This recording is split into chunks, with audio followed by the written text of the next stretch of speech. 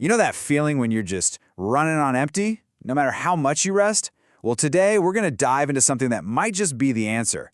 It's this ancient but surprisingly relevant idea of a life force energy. We'll explore how tapping back into it could be the key to feeling truly alive in our crazy modern world. Just listen to this for a second. Little spark. Do you hear the ancient hum? That's powerful, right? This idea of a song of creation, a pulse that beats in everything, even in us. That's really the heart of what we're talking about today, the idea that there's this deeper current of energy running just beneath the surface of everything. So why does this matter so much right now? Well, it gets right to the heart of a very modern problem, doesn't it? I mean, we're all hyper-connected, right? But so many of us feel completely drained, just out of sync. And that constant feeling of being tired and disconnected, that's the exact problem this ancient wisdom was trying to solve. Okay, so this brings us to this idea of a forgotten life current. The best way to think about it is like an invisible river of energy that flows through everything. And here's the key part. The idea isn't that we've lost this energy. It's that we've just forgotten how to tap into it. And this is a total game changer. I mean, think about it. When we feel tired, what's our go-to solution? More coffee, right? More hustle, just push harder. But what if we're focused on the wrong thing entirely?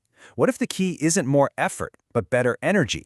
This ancient way of thinking says that energy, not time or money, is the real currency of life. And true vitality? That comes from balancing it, not just burning through it. Okay, I know what some of you might be thinking. Is this all just mystical, spiritual stuff? And while not entirely, what's so fascinating is that we're now starting to see how this ancient wisdom is actually bridging the gap with modern scientific understanding. And what's really amazing is that this isn't an idea from just one culture. Nope. We see it popping up all over the world, completely independently. The ancient Chinese called it qi. In India, it was known as prana. The Egyptians called it ka, the Hebrews ruach. It's like this is a universal human truth that people just knew. They didn't need labs or microscopes. They knew it by instinct, by just feeling its effects on their health and their lives. And this is where things get really interesting. Modern science is finally starting to catch up, giving us a whole new language for these ancient ideas. We're talking about fields like cellular biology, quantum physics, and bioenergetics. They're helping us understand on a scientific level what our ancestors just knew in their bones. So how does all this actually work inside our bodies? Well, a really great way to picture it is to think of your body as an inner symphony. Let's break down what that harmony and discord can look like. Okay, let's zoom way in. It really all begins at the cellular level. I want you to picture every single one of your cells, and there are trillions of them, as a tiny little battery. Each one has a dynamic electrical charge that it needs to do everything: absorb nutrients, get rid of waste, and talk to other cells. This is the physical, biological basis of your life force. And, the difference between being in balance and out of balance is, well, it's everything. When that energy is in harmony, you feel it as vibrant vitality. You're resilient. Your body can repair itself efficiently. But when it's out of balance, that's when you get fatigue, stagnation, and what the ancients brilliantly called dis-ease, a literal lack of ease in your system. It's a diminished capacity for life. All right, so if we can fall out of balance, the big question is, how do we get back in?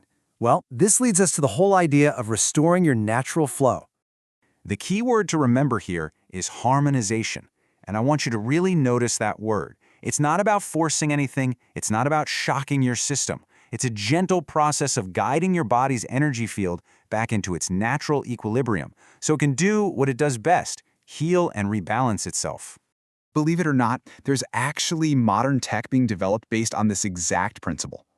The idea isn't to blast your body with some external force. Instead, it's designed to amplify the good stuff that's already there, just helping to coax that inner harmony back into tune. A great way to think of it is like a tuning fork for your cells. It's just a gentle nudge, a little reminder of their optimal, most vibrant state. And really, it's all about helping you make that huge shift from just surviving day to day to truly, genuinely thriving. All right, so let's bring this all down to earth. This is the so what part. What are the practical steps we can take to actually start living a more energized life? Like right now. So what are we really talking about in day-to-day life? Well, for starters, how about natural, sustained energy, without the afternoon crash?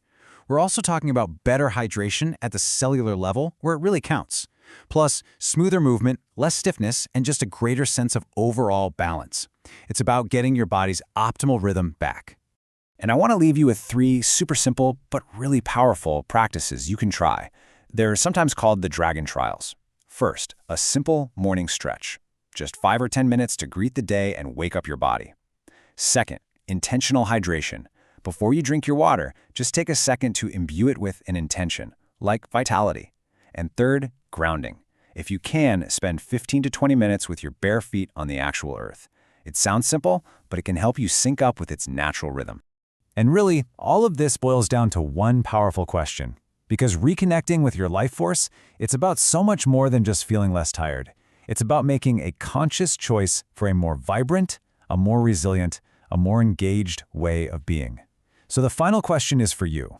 The choice is yours, to merely exist or to truly live.